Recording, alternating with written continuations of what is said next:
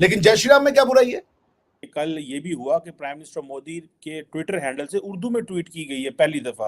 वो जो इंग्लिश में उन्होंने ट्वीट की और फिर उन्होंने उर्दू में की ताकि पाकिस्तानियों को समझ आए कि इंडिया क्या कहना चाहता है। उस वक्त हंसी निकली जब आपने कहा कि मोदी साहब ने ट्वीट उर्दू में की है। आप ये सोचें कि किसी ने उनको बताया होगा कि ऐसा मुल्क है जहां इंग्लिश किसी को नहीं आती, मजबूरन।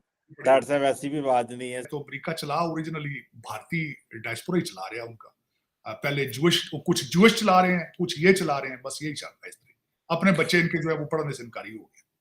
डॉक्टर साहब, अमित शाह का जब दिल करता है वो इंडियन पार्लियामेंट में खड़े होकर ललकारता है हम आजाद कश्मीर ले लेंगे। कोई माइदा लाल यहाँ से बोलता ही नहीं है, जवाब ही नहीं देता। लोकसभा में यानी कि पार्लियामेंट में खड़े होकर अमित शाह जी यानी कि आपके जो होम मिनिस्टर हैं उन्होंने ये स्टेटमेंट पास की है कि Kashmir belong to every Indian. कोई रोक नहीं पाएगा, कोई माइका लाल नहीं रोक सकता। The time of India has come. ये समझ लें कि दोनों जुड़वा भाई हैं, इसराइल और इंडिया। ये बेसिकली सब मुसलमानों के खिलाफ एक यहूद और नसारा की साजिश हो रही है। आज बल्कि कल ये भी हुआ कि प्राइम मिनिस्टर मोदी के ट्विटर हैंडल से उर्दू में ट्वीट की गई है पहली दफा।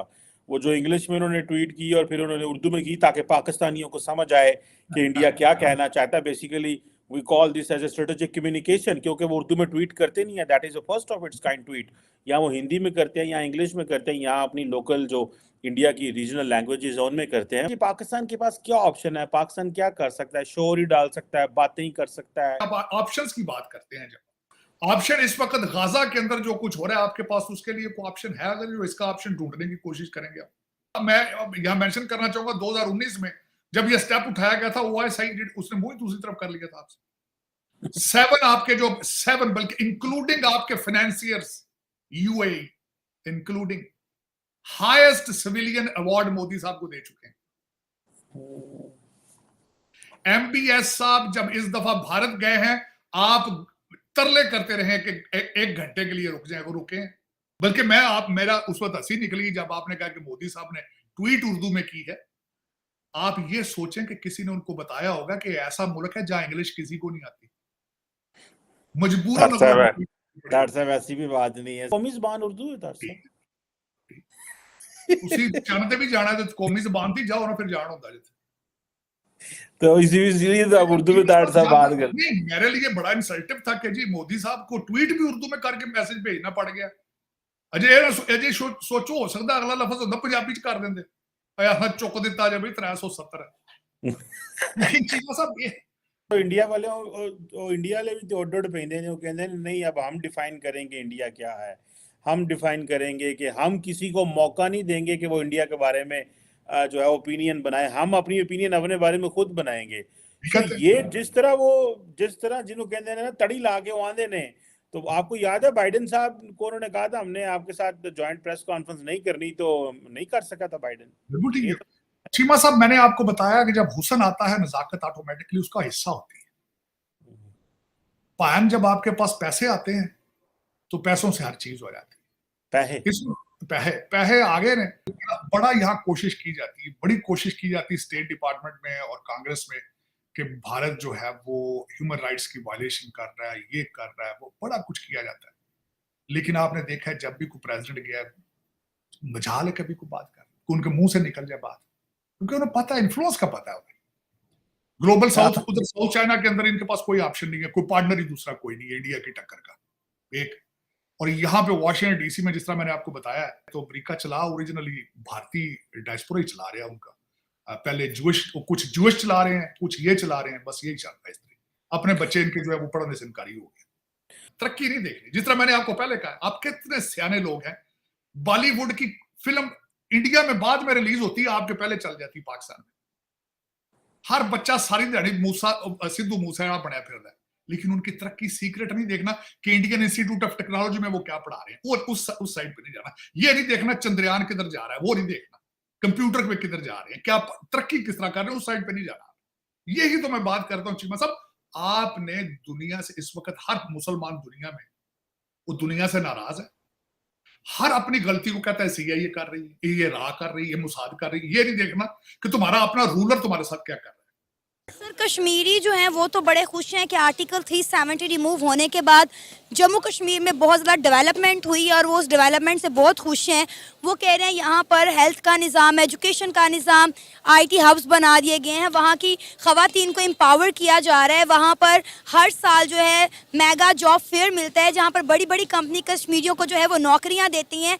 डैम्स बन रहे हैं, सिनेमा बन रही है, रियल एस्टेट जो है वो जम्मू कश्मीर में एंटर हो चुकी है। तो वो कहते हैं जी जम्मू कश्मीर आर्टिकल 370 से पहले देखें और आर्टिकल 370 के बाद देखें, जमीन आसमान का फर्क नजर आएगा आपको।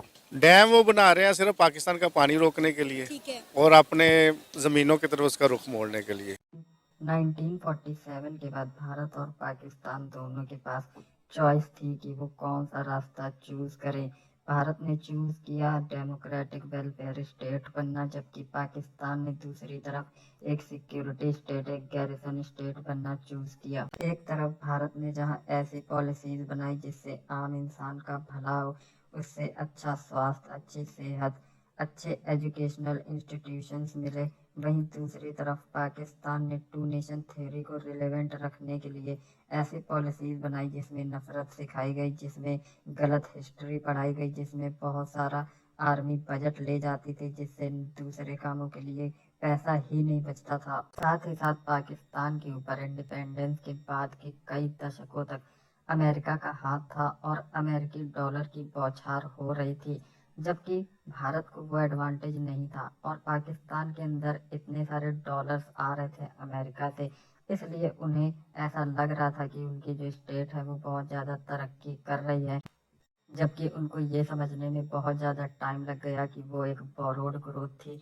और जब तक उन्हें ये समझ में आया काफ़ी लेट हो चुका था। जबकि दूसरी तरफ भारत बहुत ही स्टेडी और ग्रेजुअल ग्रोथ रेट दिखाता रहा, धीरे धीरे अपनी लक्ष्यों की तरफ आगे बढ़ता रहा, और आज जब 75 ईयर्स के बाद हम दोनों स्टेट्स को कंपेयर करते हैं तो हमें इतना ज़्यादा डिफरेंस दिखता है जो कि पहले नहीं था। इनफैक्ट एक समय ऐसा भी था जब पाकिस्तान ग्रोथ और पर कैपिटा इनकम के मामले में भारत से आगे था, लेकिन वो वही वक्त था जब अमेरिका से डॉलर आ रहे थे, और जैसे ही अमेरिका ने पाकिस्तान के सर से अपना हाथ उठाया, उन्हें सारी सच्चाई सामने नज़र आने लगी और उन्हें ये भी पता चला कि हमने अपने पास्ट में कितनी ज़्यादा गलतियाँ करी हैं, लेकिन उनमें से बहुत सारी गलतियाँ इरिवर्सिबल हैं और अब पाकिस्तान को उनका फल भुगतना पड़ेगा। जबकि इंडिया की ग्रोथ स्टोरी अब स्टार्ट हो चुकी है और आने वाले दिनों में भारत बहुत ही ज़्यादा तेज़ी से ग्रो करेगा, जो कि ऑलरेडी कर रहा है।